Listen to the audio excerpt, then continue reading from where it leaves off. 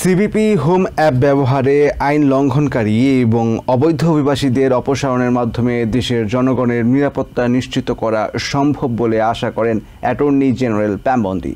Fox নিউজকে দেয়া এক সাক্ষাৎকারে তিনি বলেন, প্রশাসনের কঠোর অভিবাসন নীতি বাস্তবায়নে এবং সমাজে শৃঙ্খলা বজায় রাখতে সহায়তা করছে এই অ্যাপ। এই অ্যাপের মূল উদ্দেশ্য কোনো রকম আইনি জটিলতা ছাড়া অবৈধ অভিবাসীদের স্বাচ্ছন্দ্যে নিজ দেশে ফিরে যাওয়ার সুযোগ করে দেয়া। সিবিপি হোম অ্যাপ ব্যবহার করে দ্রুত সময়ের মধ্যে নিজ দেশে ফিরে না গেলে কঠোর ব্যবস্থা নেওয়ার হুঁশিয়ারি দেন প্রেসিডেন্ট ডোনাল্ড ট্রাম্প। সিবিপি অ্যাপের মাধ্যমে অবৈধ অভিবাসীরা নিজেদের দেশে ফিরে যেতে আবেদন করতে পারবেন। এই আবেদনের মাধ্যমে দীর্ঘ প্রক্রিয়া এড়িয়ে দ্রুত এবং স্বাচ্ছন্দ্যে নিজ দেশে ফিরে যাওয়ার সুযোগ পাবেন অভিবাসীরা।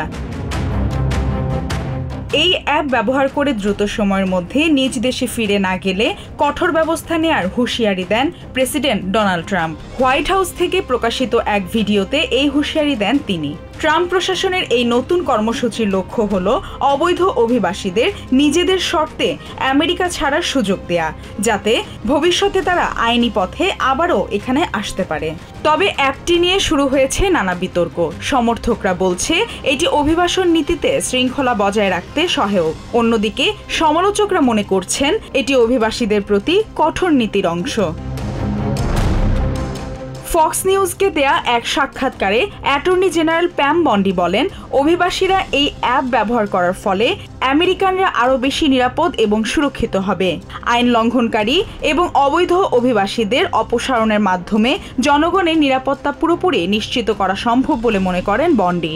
অ্যাটর্নি জেনারেল মনে করেন প্রশাসনের কঠোর অভিবাসন নীতি বাস্তবায়নে এবং সমাজে শৃঙ্খলা বজায় রাখতে সহায়তা করছে CBP home app. Maliha Chowdhury, TVN24 news desk.